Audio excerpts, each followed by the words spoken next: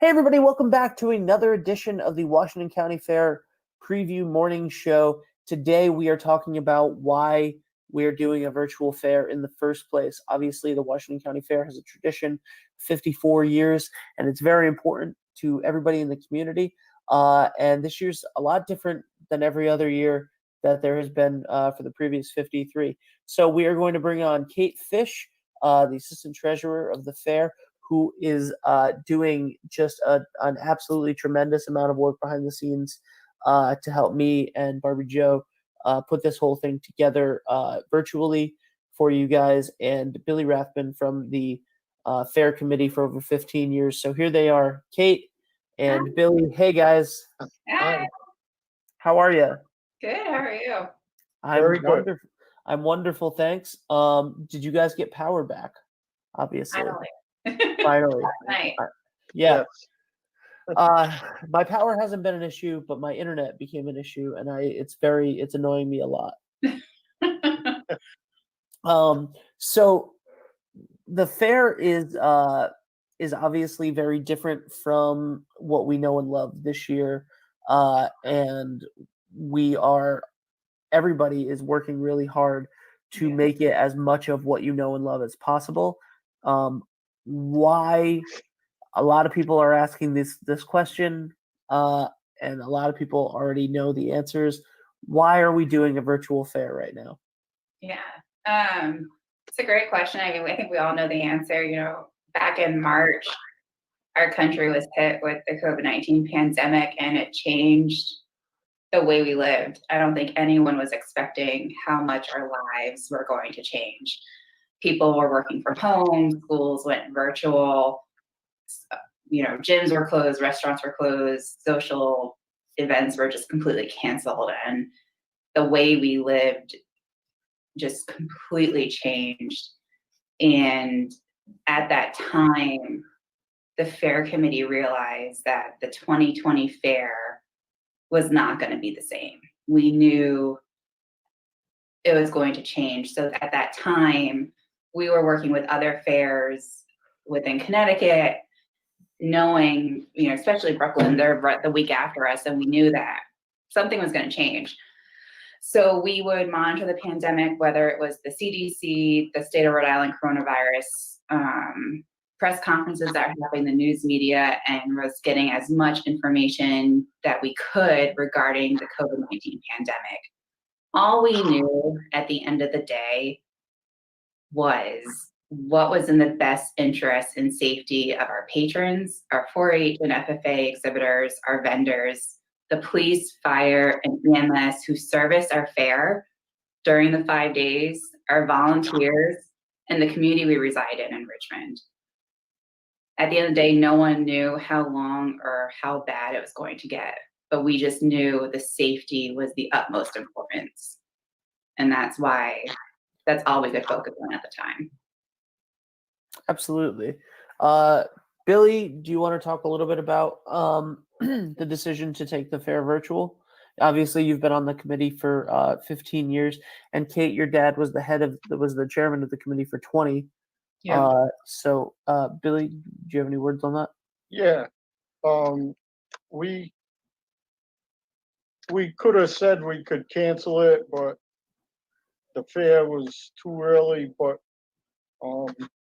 by the 5 days of the fair, it takes over a year to prepare for.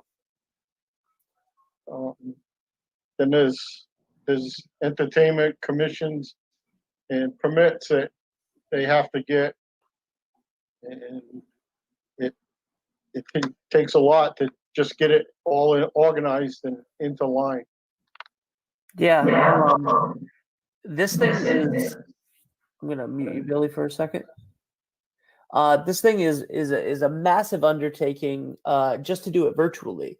Just the 5 nights of 2.5 hours worth of live content and pre-recorded content is a massive undertaking. So when you take into account the tons of vendors, the 26 food booths, the Rockwell Amusements, all of that stuff. It's, you know, the contests, the like you said, the demonstrations, the 4-H, the agricultural section of it, the FFA.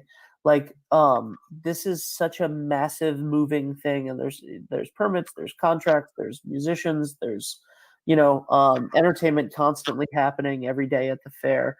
How much of the 2020 fair was planned already by late March? We start planning for the next year as soon as the last day of the previous fair. Yeah. So we meet every month and discuss our plans for the whole year as we go along. So it takes a lot to put it all together.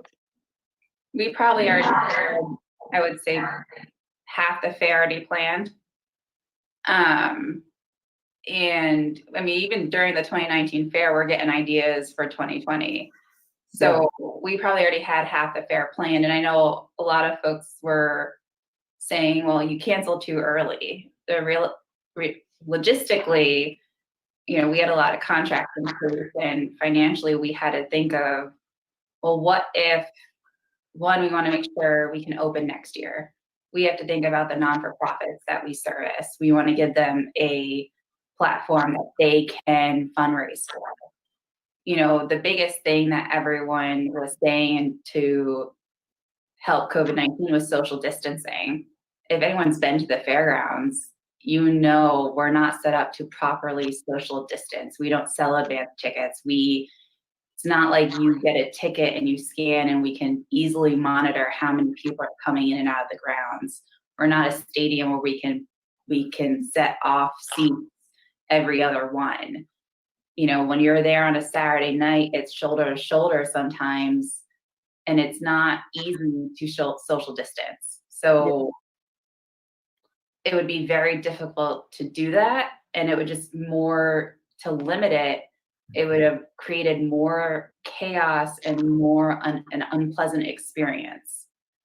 So we knew that back in March, and so we had to weigh that with the planning that already occurred with contracts and permits, the construction we had to do that was already planned, our food booth vendors, and I know Billy will talk more about our 4-H exhibits and our FFA exhibits, and we really had to weigh all that to be like, what is the best avenue to make sure that A, we're successful for the future, and the safety of today. And social distancing just was not going to happen. And when the state gave out more guidance for summer events, such as festivals and concerts, really gave us the guidance to cancel the fair on April 29th. Yeah, absolutely. And Billy, to that point, guys, you know, the guidance then was, if you have summer events through September, they're canceled. Yeah. They're not happening. So it was pretty much taken out of your control at that time anyway. So that is one thing. The second thing is, like, so right now I've been doing I've been going to the Mesquamaket Drive-In and filming some. There's been some live concerts there because people are able to stay in their car or get out and stay like at a little section, you know, and that is difficult, and that is not the fair. And now that was opened a little bit, you know, and now the beaches are getting cut with their capacity. And you know what I mean? So when you're putting together something that takes a full year to do, and the spirit of the fair are these people like getting up and close with these livestock and seeing the competitions and being that, you know, that would have this would have been an impossible feat, like you said, to have done, and it also was not, by April 29th, was not in your was not in your jurisdiction to say, we're going to do it anyway. And it's a large You still have to get shipping. permit. Exactly. Yeah, you have to get permits, you have to get permission, and this is a massive ship. It doesn't turn on a dime. Right. And I think that's very important to And remember. we're not going to put, the police, fire, EMS, our first responders of the towns come and protect our fair and our patrons. We're not going to put them at risk, and we're not going to put the community, we reside in Richmond, and we're not going to put the community at risk by having all those people come. And we have a lot of people from out of state who come. So we're not going to put the community at risk either, as well as other patrons and our volunteers. So it really came down to safety. So now let's talk about moving the fair virtual. You both have had a massive part in moving the fair virtual, and how do you do that? I mean, the musicians easiest part, I think, to just do to just do that concert. But Billy, for example, the FFA and 4-H, like in the livestock shows, what was it like to go, I guess we're going to do this virtually? How do we encompass that? How do we still help all of these organizations that really depend on the fair and those 5 days of fundraising every year? Well, we wanted to get the 4-H and the FFA involved, so we decided to go virtual. And with the presence of the community, provide an outlet for the FFA and 4-H. All year, the 4-H exhibitors, they work on their exhibits and the animals, and like in the they're raising chickens, rabbits, sheep, swine, goats, dogs, dairy, beef, and working steers. And they need a place where they could show what they've been doing all year. So that's one way of doing it with the virtual, and provide a platform for them to show their animals. The FFA, they exhibit. They do a large landscape exhibit.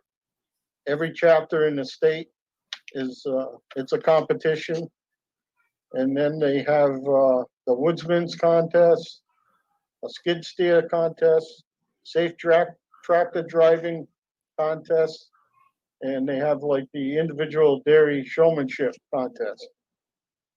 And they need to complete the fair, Washington County Fair, in order to go to Springfield, the Big E. Yeah. The 4-H exhibitors, we don't want to forget the crafters.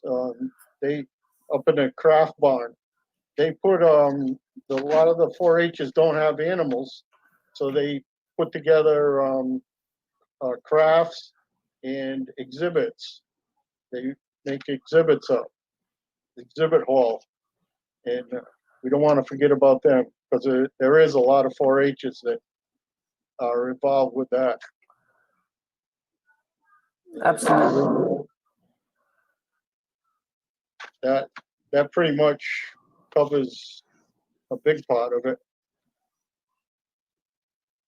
Yeah, thank you, Billy, and that just goes to show the scope of everything that goes into the fair, and how important it is to the community, and that's why, like you said, Kate, you could have canceled, Mm-hmm. you could have canceled outright, which a lot of things have done.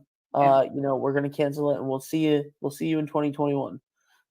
Hopefully, and but you didn't do it. You persevered, and you tried to find a creative way to bring awareness to all of these organizations and all of these people's and children, in many cases, hard work for a full year. And I think that that's really important to remember, is that the fair is all of these things, and those things still exist this year. And everybody worked really hard all year to do it. And the fair is the place to showcase all of that. And that is the goal behind the virtual fair, is to showcase that, to showcase these, and to showcase these nonprofits, and to really try to help the people that make the fair so special and make the community so special every year. Yeah, and I think too is one thing, that as a committee and as a team, with our volunteers, is, I'm sure Billy can agree to this, is we are really good at adapting, and any situation we're in, whether we get rained out on like we did last year, our volunteers were awesome and adapted and went to the parking lot and fixed our parking lot. We adapt to a situation. So yes, we could have canceled and just said see ya, but instead we just adapted and tried to find an innovative way to stay relevant. And that's when we teamed up with you, Ben, and Barbie Joe, and shout out to you guys for being fantastic to work with. But we just found an innovative way to figure out how can we make a best of a rough situation and have a positive spin to do something different. There's always so much negative in today's society, that we're trying to do something fun and good and just have fun with it and try something different and in creative ways. Absolutely. And this is going to be fun and different and creative, for sure. Billy, is there anything else that you guys would like to say before you go? I do want to say one thing. I want to make sure that this is known. We talk about it all the time on this show. All the time. It's only going to be 7 episodes. And this is the third one. But if you want to help out, one of the best ways that you can do it, there are going to be scrolls on the screen for every organization, every nonprofit. There are going to be links in the description of the video. There's going to be links in the comments. But if you want to help out right now, one of the best things that you could do is to purchase a virtual fair T-shirt, which you can do on the link. Guys, can you? Yeah, it's great. Who came up with the design for that? Was that Katie? It was actually my mom. Oh wow! Yes, very nice. That's awesome. So shout out to your mom, Kate, and this is a wonderful it's a wonderful group of people behind the fair, and a wonderful community of people, 100,000 strong, that come through every year. Yeah. So make sure that you go out there and support them. Guys, last words. What are you looking forward to? What are you looking forward to get back to next year? What anything that you want to end with? Billy, you go first. I'm looking forward to get back next year to have the live fair, because we get to see everybody, and it's a real friendly atmosphere, and we have a good time doing it, working together with everybody. Absolutely. Yeah. I think we're to see, and I was able to actually see it because I was monitoring all the contests. My favorite moment of any fair is seeing the excitement of patrons coming through the gates, whether it's a little kid being their first time in the fair, or a family taking a group photo in one of our big paintings, and just their pure excitement of coming to the fair, because all the blood, sweat, and tears that we put in all year long is paying off, because they're enjoying the fair that we worked so hard to put on. And I was actually able to see that with the virtual fair, because a lot of the emails that I saw were, thank you so much for doing this. We had so much fun recording the videos, or, this was my garden that we did during quarantine. Thank you for giving me the platform to show it off. So I was able to still get that moment, but that's probably my favorite moment during any fair. That's incredible. Thank you, Billy. Thank you, Kate. Thank you for everything that you guys do every single year, and will continue to do, to bring us the fair, both virtually and in person. So thank you very much. I'd like to thank you, Ben, Yeah. for everything you're doing to make this thing come through. Thank You you, and guys. Bobby Joe doing a very Yes. good job. Absolutely. Shout out to Barbie Joe from Mix Marketing, who has, obviously, done just a tremendous amount of work right now. And you, Kate, the two of you, keeping me organized, and making it so that my head isn't falling off of my shoulders. So I really appreciate everybody for doing that. And also shout out to Katie, who runs the social media, who's doing a wonderful job as well. So thank you guys very much. Thank you. And Thank you. thank you. So that will do it for today. Please make sure to join us for the 2020 virtual Washington County Fair live August 12th through 16th, starting every day at 6:30 p.m. You can order a t-shirt to support the local nonprofit organizations. The link is in the description of this video. You can go to the fair website, WashingtonCountyFair-RI.com, for all of that. Thank you so much. We will see you at the fair.